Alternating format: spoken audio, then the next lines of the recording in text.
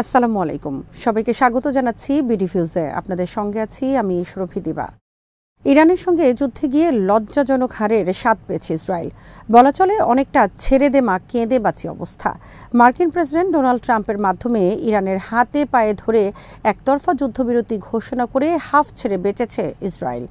বাইরে ইসরায়েলের বাগাড়ম্বর থাকলেও ভেতরের খবর হচ্ছে ইরানে হামলার মতো ঔদ্ধত্য আর কখনো দেখানোর সাহস করবে না ইসরায়েল। ইরানে এখন ঈদের আনন্দ। ইসরায়েল আর যুক্তরাষ্ট্রকে প্রতিদিনই তুলোধুনো করছেন ইরানি কর্মকর্তারা। যে পারমাণবিক কর্মসূচি নিয়ে ইসরায়েল ও যুক্তরাষ্ট্রের ভয় ছিল সেটি আরও বেশি গতি নিয়ে শুরু করতে যাচ্ছে তেহরান। পরমাণু সাইটগুলোতে আন্তর্জাতিক আণবিক শক্তি সংস্থার প্রবেশও নিষিদ্ধ করেছে দেশটি।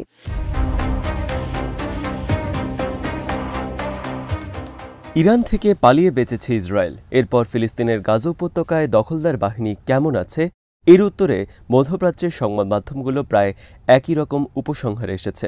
খবরে বলা হয়েছে সাম্প্রতিক সময়ে প্রতিরোধ সংগঠনগুলো তাদের অভিযানে নতুন কৌশল এনেছে, হামলার সংখ্যা বাড়িয়েছে, আধুনিক অস্ত্রের ব্যবহারের কারণে হামলায় তীব্রতাও এসেছে।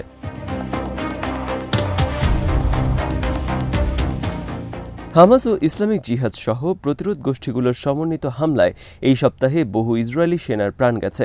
মার্কাভা ট্যাঙ্ক সহ বহু যুদ্ধযান ধ্বংস হয়েছে, হেলিকপ্টার বিধ্বস্ত হয়েছে, বেশ কয়েকটি ড্রোনের নিয়ন্ত্রণ এসেছে ফিলিস্তিনি যোদ্ধাদের হাতে। সপ্তাহের প্রায় প্রতিদিনই ইসরায়েলি সেনাদের আশ্রয় নেওয়া বাড়িগুলোকে টার্গেট করছে ফিলিস্তিনিরা।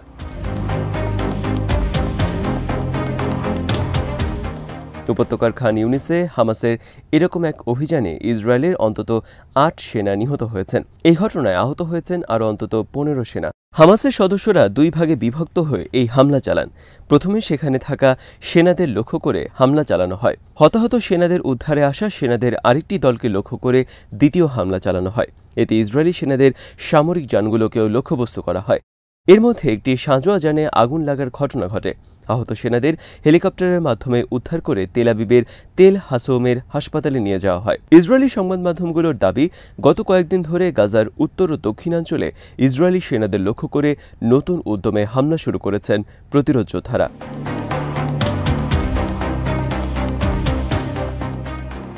পরিষ্কার বোঝা যাচ্ছে গাজা থেকে পালানোর পথ খুঁজছে ইসরায়েল এবং যুক্তরাষ্ট্র। যুদ্ধবিরতির মাধ্যমে সেই পথ খোলাসা করতে ইসরায়েলের প্রধানমন্ত্রী বেনিয়ামিন নেতানিয়াহু ডোনাল্ড ট্রাম্পের সঙ্গে বৈঠক করতে ওয়াশিংটন যাচ্ছেন।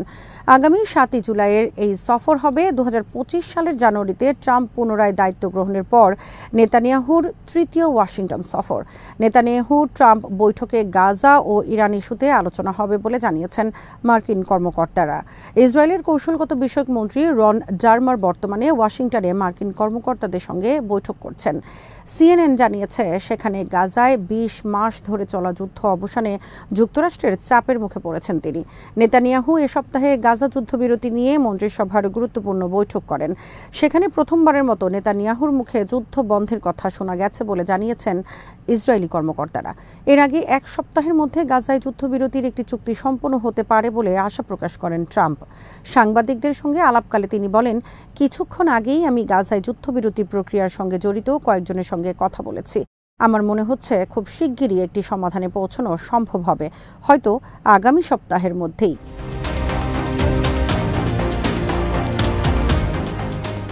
ইরানের সঙ্গে যুদ্ধ গুটিয়ে নেওয়ার পর গাজা ছাড়ার জন্য কেন এত তোড়জোড়? একজন ইহুদি বিশ্লেষক এর ব্যাখ্যায় বলেছেন, নেতানিয়াহুর মন্ত্রিসভা গাজা এবং সেখানকার জনগণের সঙ্গে যুদ্ধে ব্যর্থ হয়েছে।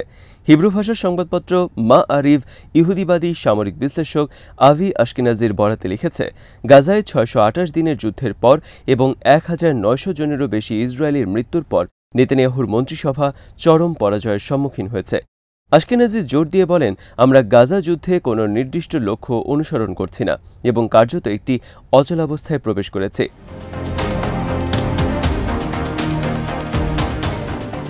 ইসরায়েল গাজায় জয়লাভ করছে না, বরং তারা চোরাবালিতে ডুবে যাচ্ছে। সাম্প্রতিক দিনগুলোতে ইসরায়েলি সেনাবাহিনীর ব্যাপক হতাহতের কথা উল্লেখ করে তিনি বলেন, শুধু এই মাসে আমাদের ২০ জন সেনা নিহত হয়েছেন। তিনি বলেন, গাজার বিরুদ্ধে ২ বছরের দীর্ঘ যুদ্ধের জন্য ইসরায়েলি সেনাবাহিনী প্রস্তুত ছিল না এবং হামাসের সামরিক শক্তি, ভূগর্ভস্থ সুড়ঙ্গের নেটওয়ার্ক সহ গাজার জনগণের দৃঢ় অবস্থানের মুখোমুখি হওয়ার জন্য তারা যথাযথভাবে প্রশিক্ষিত ছিলেন না।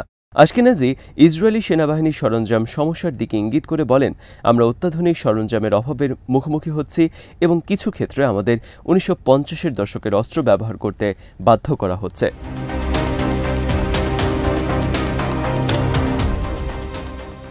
কেন গাজা যুদ্ধকে প্রলম্বিত করছেন নেতানিয়াহু? এর ব্যাখ্যায় ইসরায়েলি আইনসভা নেসেটের সদস্যরা বলেছেন, নেতানিয়াহু তার দুর্নীতির মামলার অবসান ঘটাতে গাজা যুদ্ধকে ব্যবহার করছেন। ডেমোক্রেটিক পার্টির নেসেট সদস্য লামা লাজিমি এক বিবৃতিতে বলেছেন, নেতানিয়াহু ইসরায়েল এবং আমাদের সন্তানদের ভবিষ্যৎকে তার মামলার সঙ্গে যুক্ত করেছেন। মার্কিন প্রেসিডেন্ট ডোনাল্ড ট্রাম্প সম্প্রতি একাধিকবার নেতানিয়াহুকে দুর্নীতি মামলা থেকে অব্যাহতি দেওয়ার আহ্বান জানিয়েছেন। ডেমোক্রেটিক পার্টির নেসেট সদস্য গিলাদ কারিফ বলেন, ট্রাম্পের টুইটের পেছনে রয়েছে নেতানিয়াহু এবং তার দুর্নীতিগ্রস্ত চক্র। তিনি এর নিন্দা জানিয়ে বলেন, ইসরায়েলি প্রধানমন্ত্রী আদালতের দণ্ড থেকে রক্ষা পেতে তিনি ও তার ঘনিষ্ঠ ব্যক্তিরা জাতীয় নিরাপত্তা ও বন্দীদের নিয়ে খেলছেন। প্রতি সপ্তাহের মতো এ সপ্তাহেও নেতানিয়াহুর পদত্যাগের দাবিতে বিক্ষোভ হয়েছে। ইসরায়েলের সাবেক প্রধানমন্ত্রী নাফতালি বেনেট নেতানিয়াহুকে পদত্যাগের আহ্বান জানিয়ে বলেন, 20 বছর ধরে ক্ষমতায় আছেন নেতানিয়াহু। এই সময় ইসরায়েলি সমাজে যে গভীর বিভাজন সৃষ্টি হয়েছে তিনি এর জন্য প্রধানত দায়ী। বেনেট বলেন, গাজায় চলমান যুদ্ধ এবং 2023 সালের অক্টোবর থেকে তার নেতৃত্ব নিয়ে যেভাবে প্রশ্ন উঠেছে তাতে নেতানিয়াহুর অবশ্যই পদ ছাড়া উচিত।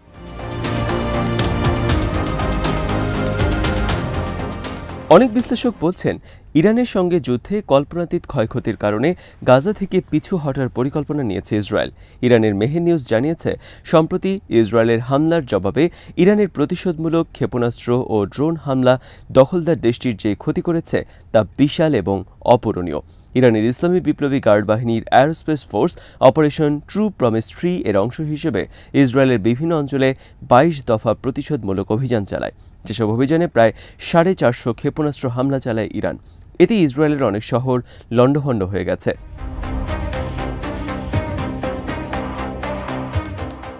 এই সপ্তাহে ইসরায়েল ও তার মিত্রদের বিরুদ্ধে বড় কয়েকটি সিদ্ধান্ত নিয়েছে ইরান।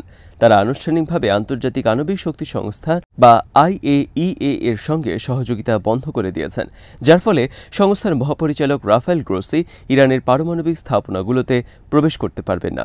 সেখানে নজরদারি ক্যামেরাও স্থাপন করতে পারবে না IAEA।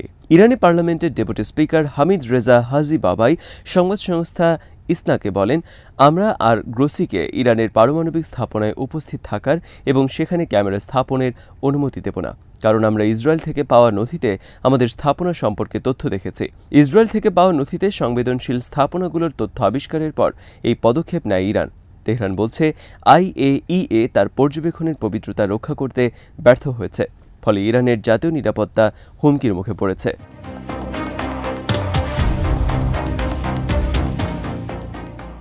ইরানের সিদ্ধান্তের কারণে বড় ধরনের শঙ্কায় পড়েছে পশ্চিমারা। IAEA এর প্রধান রাফায়েল গ্রসি এ সপ্তাহে বলেছেন, যুক্তরাষ্ট্র ও ইসরায়েলের হামলায় একাধিক পারমাণবিক স্থাপনা ক্ষতিগ্রস্ত হওয়ার পরও ইরান কয়েক মাসের মধ্যে ইউরেনিয়াম সমৃদ্ধকরণ শুরু করতে পারবে, কারণ এখনও বেশ কিছু পারমাণবিক স্থাপনা অক্ষত আছে। গ্রসি বলেন, ইরান কয়েক মাসের মধ্যে বা এরও কম সময়ের মধ্যে কয়েকটি সেন্ট্রিফিউজ চালু ও সমৃদ্ধ ইউরেনিয়াম উৎপাদন শুরু করতে সক্ষম হতে পারে। গ্রসি বলেন, আমরা জানি না এই ইউরেনিয়াম এখন কোথায় আছে। কিছু অংশ হয়তো হামলায় ধ্বংস হয়েছে, আবার কিছু সরিয়ে নেওয়া হতে পারে। যুক্তরাষ্ট্রের সাম্প্রতিক বিমান হামলায় ইরানের পরমাণু সক্ষমতা ধ্বংস হয়নি, বরং তা কয়েক মাস পিছিয়ে গেছে মাত্র, এমনটাই বলছে পেন্টাগনের প্রাথমিক গোয়েন্দা মূল্যায়ন। প্রতিরক্ষা গোয়েন্দা সংস্থা বা DIA এই মূল্যায়ন প্রতিবেদন তৈরি করেছে, যা পেন্টাগনের প্রধান গোয়েন্দা সংস্থা এবং যুক্তরাষ্ট্রের 18টি গোয়েন্দা সংস্থার একটি। প্রতিবেদনের সঙ্গে সংশ্লিষ্ট অন্তত 2টি সূত্র বিষয়টি নিশ্চিত করেছে, যারা পরিচয় গোপন রাখার শর্তে কথা বলেছেন। তাদের একজন জানান, ইরানের সমৃদ্ধ ইউরেনিয়ামের মজুদ সম্পূর্ণভাবে ধ্বংস করা যায়নি।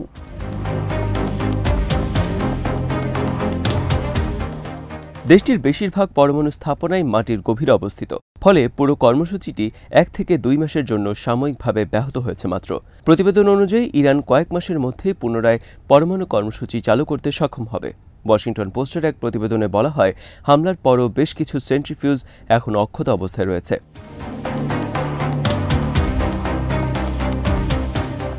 এই সপ্তাহে ইরানি কর্মকর্তাদের বক্তব্যে তাদের শক্ত অবস্থানের কথা উঠে এসেছে।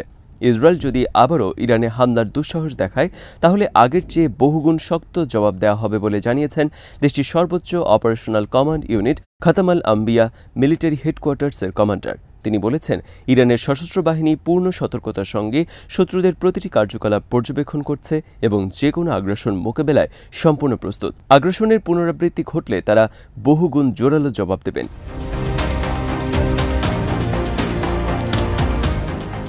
ইসরায়েলি নেতাদের বক্তব্যে হতাশার সুর শোনা গেছে এই সপ্তাহেও।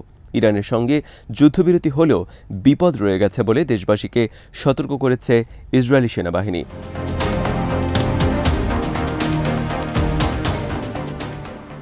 বাহিনীর মুখপাত্র ব্রিগেডিয়ার জেনারেল এফি ডিফ্রিন এক সংবাদ সম্মেলনে বলেছেন, সেনাবাহিনীর প্রধান সবাইকে উচ্চস্তরের সতর্কতা বজায় রাখার নির্দেশ দিয়েছেন, কারণ বিপদ রয়ে গেছে।